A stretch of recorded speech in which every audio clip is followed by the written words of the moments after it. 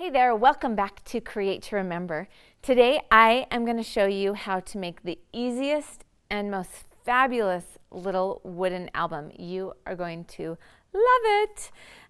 Okay, so you've probably seen me working with these wooden pieces, whether it's wooden shadow box frames or wooden albums. In fact, I have one right here that I have covered with my mustard colored color shine and then added a little bit of acrylic paint on it to really sass up the front cover. But as I was walking around the craft store, I was at Michael's, I saw these cute wooden laser cut frames. And they come in all shapes and sizes. And immediately I saw the most beautiful mini album in my mind. And I think that this is really meant to like layer on frame. I mean, there's so many things that you could do with this. The possibilities, just looking at this one little piece were so exciting to me, and I think it was like under $2 actually to purchase. So the mini book that I saw in my head looked a lot like this one right here. So I want to show you how with very few supplies I was able to make something very memorable and really easy to give away because it's really easy to make. So what we're going to do, and actually why don't I show you just a little bit of the inside and show you why this is really cool. So this very cool little wood piece becomes the cover of my album. I didn't have to do anything except for, I just used the holes that came in the actual frame as the holes for my book rings. So I used 2 book rings to put it together. Now here's what's fun. Inside here I alternated clear pages with a piece of paper, a clear page and a piece of paper, a clear page and a piece of paper, and so on. So there's 4 clear pages and 4 papers.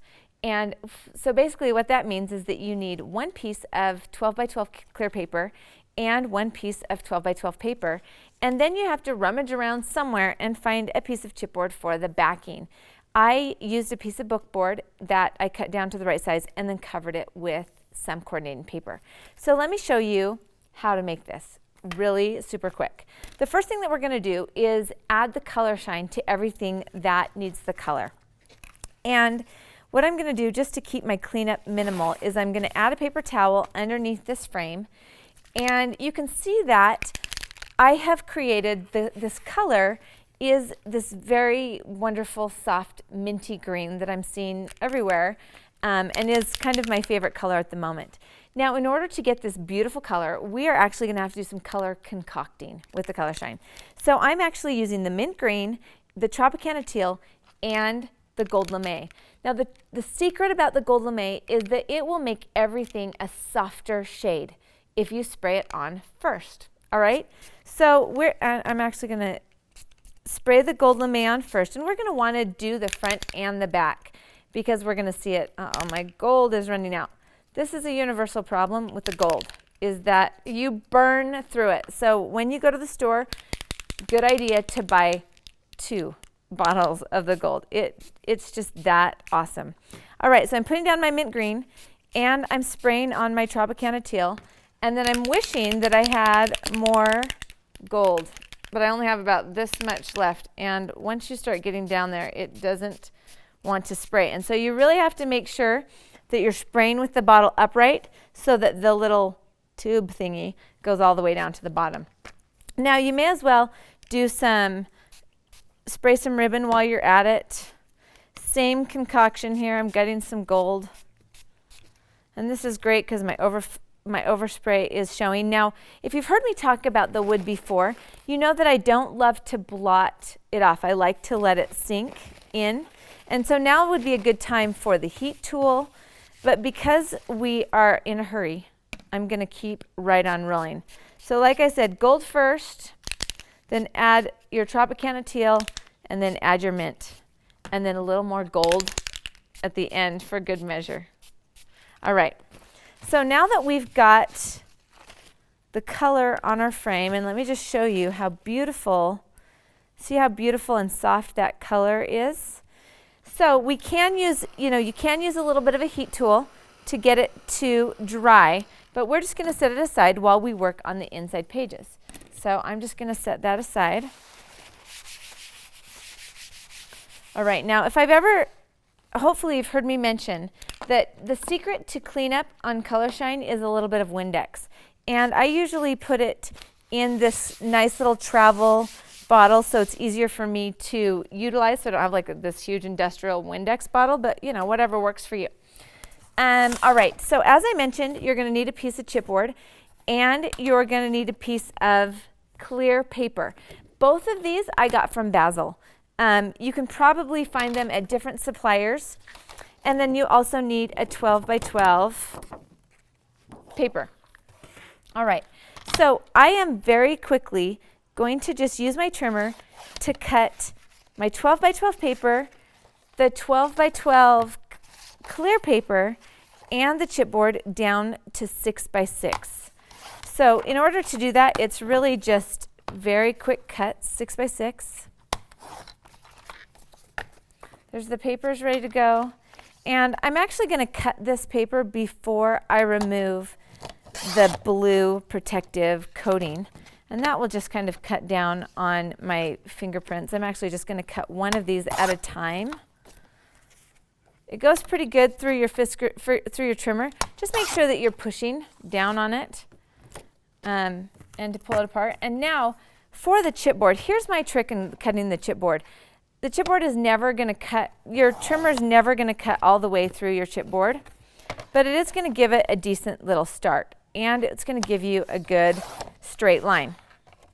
So I'm going to go ahead and give myself a straight line at 6 by 6, and I like to cut both sides because really we're just giving ourselves kind of a guide. Then I pull out a box cutter, and yes, always a pink box cutter. Then I can just kind of follow those lines. It's probably easier if you use a straight edge, so you don't do what I just did, just kind of cut into it. So that just pops it out. For the back cover, you really only need one piece of 6 by 6, and this is going to be all the interior of my project. Now let me just show you.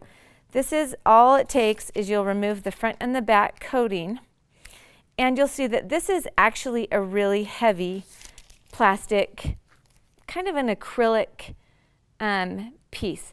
Now the reason why I love this is because inside my album I can add things to the clear page that contributes to the look of the second page, so it just aids in my layering.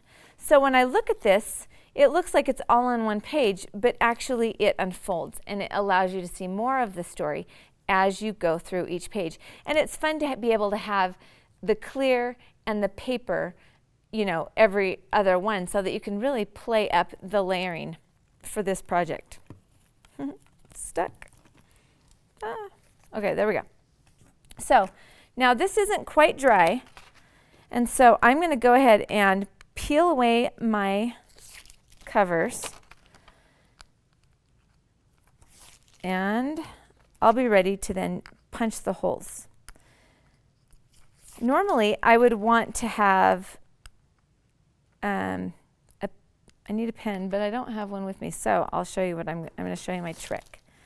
All right, so we're going to use this frame as just a little marker, and I'm going to, instead of using a pen, I'm just going to use my scissors to make a little mark here. If ever there's doubt, you just improvise, because whenever I'm in my studio, and if I have to go downstairs, I'm telling you what, that is never gonna happen.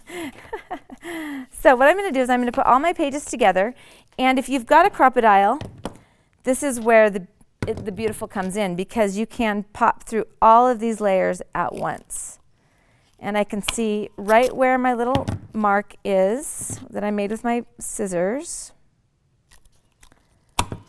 All right, so now I've put my 2 holes in, and I'm going to actually use this paper as a template for my chipboard. Probably I wouldn't try to punch all of the pages and the chipboard at the same time. I mean, you could try it. All right, so I'm just going to take and do every other one, the clear page and then the paper. 1, clear page, paper, clear page, paper. And then I have 2 that I didn't do, but let's pretend that I did it all. And we're also pretending that I've already added some paper to cover up that back piece. Now, just to add a little bit more fun stuff to this, let me just show you kind of here on a close-up. Once my frame was totally dry, and you want to make sure that it's dry before you start trying to stamp on it. Notice that I went in and added some texture stamps. I just love those wonderful, what would you call text stamps. So I have a couple of them here. These are just clear stamps. These ones are from Pink Paisley. But you know, it's nice to have a real good collection of stamps that you can just use over and over to kind of create that texture and interest.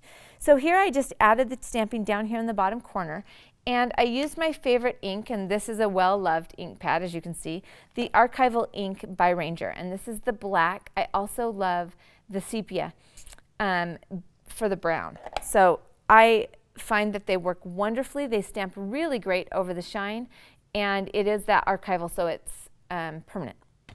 Then you can see that I went in with my ink pad and added just a little bit of black around the edges and embellished. I've got my ribbon that I sprayed, some little paper flowers that I added the gold lame. I tied on some tags that I added a little bit of extra shine to and did a little bit of embellishing. But really quickly I was able to create this really fun, and you just need to grab a couple of book rings from the office supply store or wherever you may have them, and you're just going to snap this book together.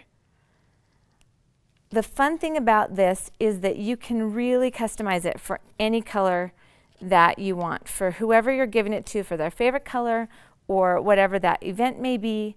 And now it's upside down, so just make sure that the paper is right side up. It's maps. Maps really go any other way. So, all right, all you have to do is grab yourself a piece of 12 by 12 paper, some clear paper, and a wonderful wooden frame, and make pretty stuff.